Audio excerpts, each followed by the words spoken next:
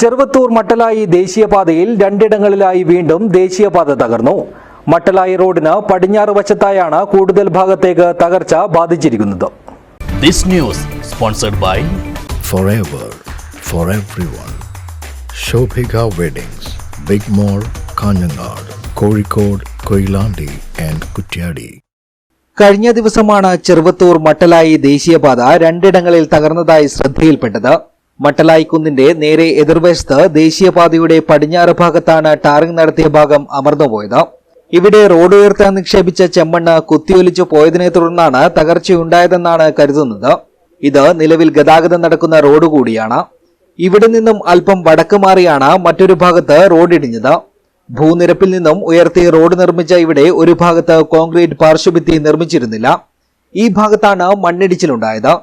മണ്ണിടിഞ്ഞു വീണ് റോഡിന്റെ അരികുഭാഗം തകർന്നിട്ടുണ്ട്. നിർമ്മാണം പാതിയായ സർവീസ് റോഡിലേക്കാണ് മണ്ണിളകി വീണത്. ഇവിടെ റോഡ് കൂടുതൽ തകരുമോ എന്ന ആശങ്കയും നിലനിൽക്കുന്നുണ്ട്. News bureau, Cheruvathur.